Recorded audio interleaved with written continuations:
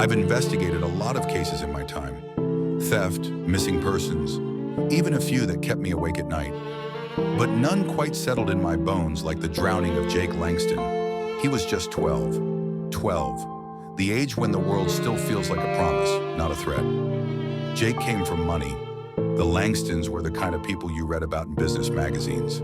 Big white house overlooking the hills in Lake Town, Mississippi. Pool out back, marble floors, and those cold family portraits hanging in every room like ghosts watching you walk by.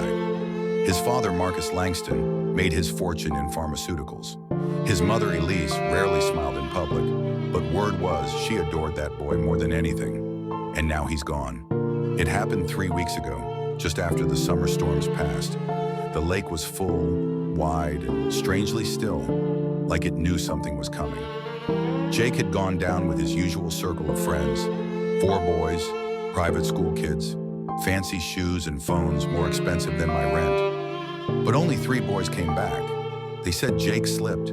They said he was trying to show off. They said they panicked. They lied. The police called it an accident at first, open and shut. No bruises on the body, no signs of a struggle. But Elise didn't buy it. A mother always knows. She came to me in tears, her hands shaking as she handed me Jake's photo. He wasn't the kind of child who took risks, she said. He was careful, scared of deep water.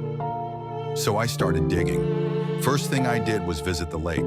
Quiet place, sunlight bouncing off the surface like nothing ever happened there. But when you stood on the dock, the one where Jake was last seen, you could still feel something heavy in the air, like a truth too ugly to surface.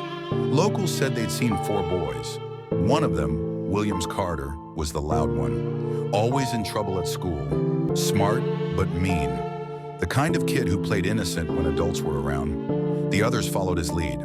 I tracked them down, interviewed each boy separately. 2 of them could barely look me in the eye.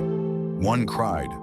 But Williams, he didn't flinch. Said Jake was playing near the edge. Said he slipped when they weren't looking. But one of the others, a quiet kid named Ryan, cracked.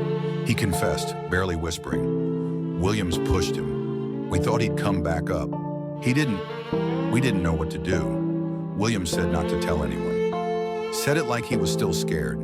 Said it like Williams had pushed more than just a boy. I went straight to the Langstons. Elise broke down. Marcus clenched his jaw so tight, I thought he'd break his own teeth. We trusted those boys, he said, pacing the room. We trusted their families. Now the lake is locked down. No boats, no swimming, no tourists. People whisper about the Langston boy like he's a rumor, not a child. But the worst part? Williams disappeared. The day after Jake's body was pulled from the water, his family said he went to stay with relatives upstate. But there's no record of that. No one's seen him. Not in the town, not at school, not even his parents have been answering calls. I think they know. I think they're hiding him. There's talk of charges. The local sheriff's office is dragging its feet, worried about names and reputations. But I've seen enough to know this wasn't just a summer tragedy.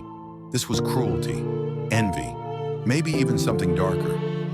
Jake had everything. The kind of life boys like Williams only saw through windows. And that lake, it didn't just take a boy. It took trust. It took peace. Now Elise lights a candle by the window every night. Marcus barely speaks. And me? I'm not stopping. Not until I find Williams. Not until someone answers for what happened beneath that still water. To be continued.